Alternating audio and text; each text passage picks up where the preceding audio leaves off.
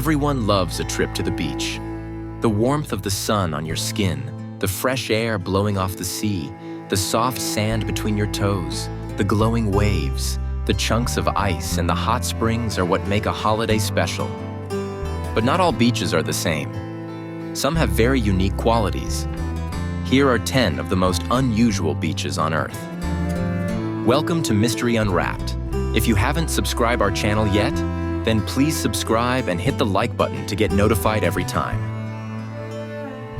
Algarve de Benaguil in Portugal is one of the highlights of the Algarve coast. Someone walking by on the cliffs above might notice the hiss and rush of waves, but not know where the sound is coming from. Getting closer, they will see a fence which surrounds a gaping hole. Only if they peer down into the hole will they see the hidden beach beneath. Algarve de Benaguil is a natural grotto worn into the rock of the cliffs by the action of the tides. In the arched space left behind, a beach has formed. The hole in the roof of the cave acts as an oculus which lets daylight into the secluded sandy beach. Since the only access to the grotto is from the sea, you'll have to brave the waves to enter between the rocks which guard the entrance if you want to visit.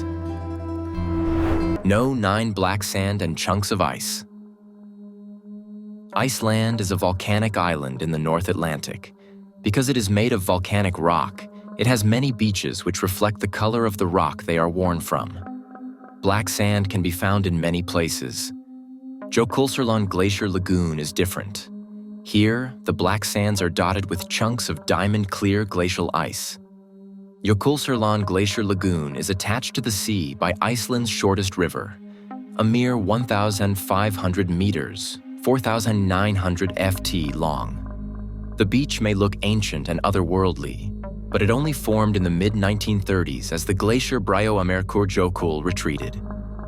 It is from the glacier that the brilliant lumps of ice on the beach come. The lagoon is still growing, and growing faster each year as the glacier melts. The black sand of the beach is what remains of the volcanic rocks, pulverized under the immense weight of the glacier. No 8 hot water beach. Why do you take a bucket and spade to the beach? Most people would say to build sandcastles. In one area of New Zealand, you might get a very different answer. On the Coromandel Peninsula, people will say that they need them to dig their own hot water spa. Hot Water Beach has one of the most literal geographic names in the world. When the tide goes out, water can be seen bubbling up from the sand. This water is hot. An underground river is warmed by geothermal heat that comes close to the surface here.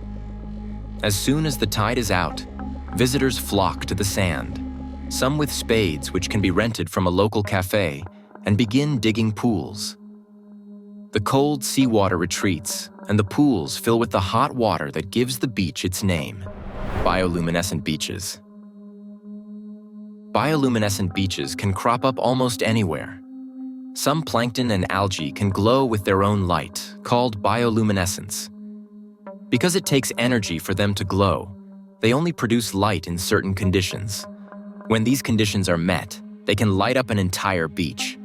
Some beaches have fairly regular bioluminescence at predictable times if you want to see this natural wonder. By day, the depressingly named Mosquito Bay in Puerto Rico looks a slightly sludgy brown. At night, swimmers and kayakers can see dinoflagellates scintillating with blue light, their motion provoking the organisms to light up. In the Maldives during the autumn months, when the moon is low, minuscule crustaceans produce a blue glow to help attract mates. Because they are larger than most algae and plankton, they sprinkle the sands with tiny dots of light. Some algae and plankton produce their light when put under pressure. Walking on a beach covered in them can leave a trail of glowing footprints behind. No 6. An inland beach. The very least you can say about most beaches is that they are beside the sea. Gulpiyuri Beach in Spain bucks that trend by being inland. It's only 100 meters, 330 ft from the sea, but it's still cut off from it by high rocks and cliffs. Yet as the tide comes in on the sea beyond, the sand of this hidden beach is covered by water too. How can such a tiny body of water be tidal? The solution is a series of caves and channels that have formed in the rocks that connect Gulpiyuri to the sea beyond. The tiny beach was formed in the last ice age, and its name means circle of water. Gulpiyuri is sometimes called the world's smallest beach, which may well be true. It is certainly surprising to find a beach in the middle of Greenfield. At high tide, it is just about possible to swim at Gulpiyuri. But if you want to enjoy the sand, you should go at low tide and just wade in the knee-high sea. No. 5. The disappearing sea. When the tide goes out, beaches become great places to walk, run, or play sports on the sand. It's still nice to hear the sea nearby, though, to remind you where you are. In Chandipur in India, twice a day with the low tide, the sea entirely disappears. Due to the unusually flat seabed which comes up to the shore, the low tide makes the sea recede by up to 5 kilometers, 3.1 km. The huge expanse of sand is used by locals and tourists for walks, bike rides, and even car journeys all the way out to the now distant ocean. The exposed seabed is also rich in red crabs and other sea creatures, which twice a day find themselves gawped at by humans as they are cut off from the sea by kilometers of sand. The site of the disappearing ocean is being used to attract tourists to the area. Just be sure you know the tide times, or you might find yourself suddenly 5 kilometers out at sea. No. 4. Shell Beach. Searching out seashells on the beach can be a good way to get children to pass the time. On Shell Beach in Australia, however, you should probably set them to the task of finding something other than seashells. A 70-kilometer, 43-minute stretch of the coast is covered in a layer of cockleshells up to 10 meters, 33 ft deep. Trillions of cockleshells have built up in the area over the ages. The tide will eventually break them down into fine sandy particles, but for the moment, the shells remain intact.